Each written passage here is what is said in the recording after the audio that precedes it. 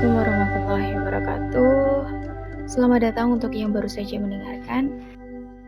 Senang sekali karena setelah sekian lama tidak upload video, akhirnya hari ini bisa upload video.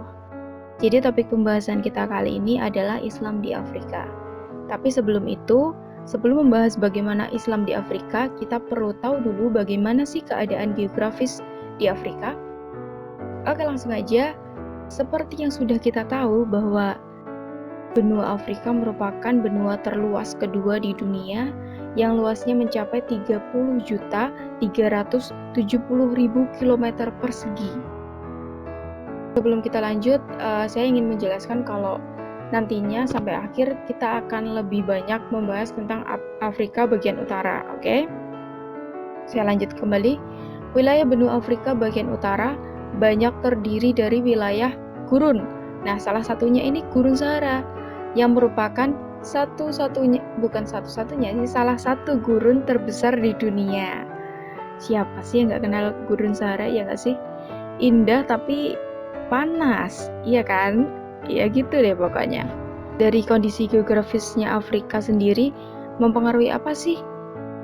Nah, sebenarnya banyak sih yang dipengaruhi dari segi geografisnya, tapi yang paling berpengaruh itu pada keadaan iklim yang ada di benua Afrika yang bisa dibilang itu cukup beragam antara negara satu dan negara lainnya yang ada di benua Afrika.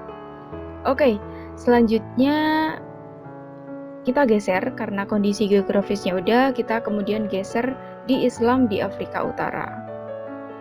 Jadi dari perkembangan Islam di Afrika Utara sendiri itu sudah dimulai sejak Khalifah Umar bin Khattab sekitar tahun 634 sampai 644 Masehi.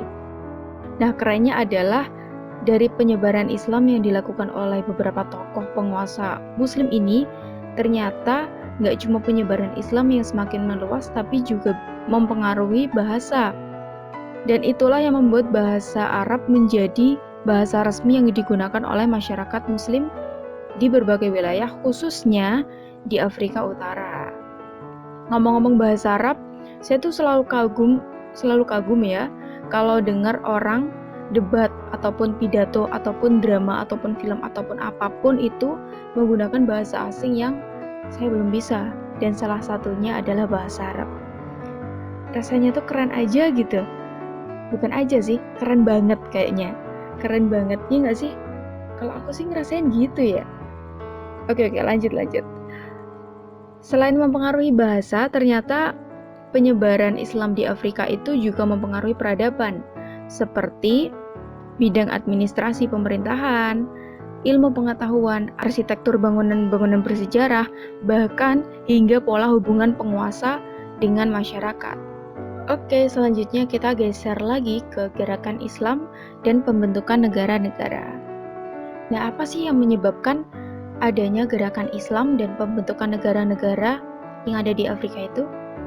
Jadi itu dimulai dari berlangsungnya penaklukan Afrika Utara yang dilakukan oleh Khalifah Islam, dan selama berlangsungnya penaklukan itu muncullah gerakan-gerakan separatis yang ingin memerdekakan diri. Lalu kenapa sih kok bisa muncul gerakan-gerakan separatis? Ini karena kekhalifahan dirasa belum bisa menyentuh wilayah-wilayah Afrika, terutama di zaman Utsmaniyah. Lalu negara dan gerakan apa saja yang berdiri? Yang pertama, negara Nigeria pada tahun 1754 sampai 1817 Masehi yang dipimpin oleh Usman Fodilo. Yang selanjutnya, gerakan Grand Sanusi pada tahun 1787 sampai 1859 Masehi di Libya. Yang selanjutnya, gerakan Al-Mahdi di Sudan pada tahun 1845 sampai 1848 Masehi. Ciri gerakan di Afrika adalah sufistik yang berorientasi pada politik, militan, dan reformis.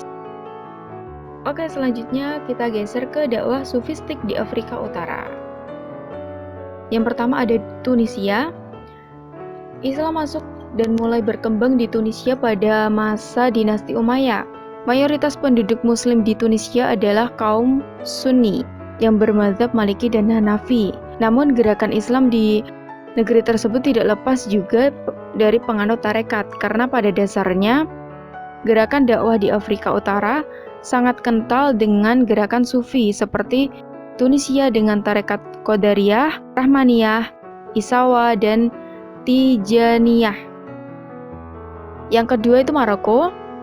Hal yang paling berpengaruh tentang sejarah Islam di Maroko adalah gerakan Islam di Maroko itu diawali oleh kebingungan antara cara keberagaman kaum berjuis kota, melek huruf, Puritan skripturalis, namun satu sisi ada suku-suku tradisionalis yang praktik keberagamannya ritualis anthropolatros. Wah, susah sekali ini ngomongnya. Oke, yang selanjutnya Libya. Di Libya ini proses Arabisasi dan Islamisasi di masa Utsmaniyah, namun tidak diiringi pembentukan rezim yang memusat. Lalu gerakan Sanusi berusaha mempertahankan Islam dari gerakan asing dengan cara mengembangkan gerakan Sunni Islam Ortodoks yang mampu menciptakan perlawanan lokal dari agresi Italia. Namun sayangnya Libya luluh lantak akibat kelantangannya melawan sikap Amerika. Oke, yang terakhir adalah dinasti-dinasti di Afrika. Yang pertama ada dinasti Idrisiyah pada tahun 788 sampai 974 Masehi. Dinasti ini didirikan oleh Idris bin Abdullah. Idris bin Abdullah merupakan salah satu tokoh Alawiyin. Apa sih Alawiyin itu? Alawiyin adalah orang yang masih memiliki hubungan darah dengan Rasulullah. Idris juga pernah ikut serta dalam pemberontakan di Hijaz terhadap Abbasiyah. Namun karena berakhir kekalahan, ia harus melarikan diri ke Mesir dan kemudian pergi ke Maroko. Dinasti ini merupakan dinasti Syiah pertama dalam sejarah Islam. Yang kedua ada dinasti Aghlabiyah pada tahun 800 sampai 909 Masehi. Nama dinasti ini diambil dari nenek moyang mereka, yaitu Al-Aghlab bin Salim. Yang selanjutnya dinasti Tuluniyah pada tahun 828 sampai 905 Masehi. Dinasti Tuluniyah adalah dinasti yang memerintahkan Mesir dan juga Suriah sejak tahun 868 Masehi. Namun sayangnya dinasti ini hanya bertahan hingga tahun 905 Masehi ketika Abbasiyah mengembalikan kekuasaan Tuluniyah ke dalam kekuasaan mereka. Yang selanjutnya Fatimiyah pada tahun 909 sampai 1171 Masehi. Dan yang terakhir dinasti Al-Muwahhidun pada tahun 1121 sampai 1269 Masehi. Dinasti ini merupakan salah satu dinasti yang ada di Afrika Utara bagian barat yang didirikan oleh Muhammad ibnu Tumar. Dinasti ini menganut ajaran tauhid yang keras seperti yang diajarkan oleh Ibnu Tumar. Wah, sepertinya sudah lumayan panjang saya menjelaskan dari keadaan geografis sampai ke dinasti yang ada di Afrika nih.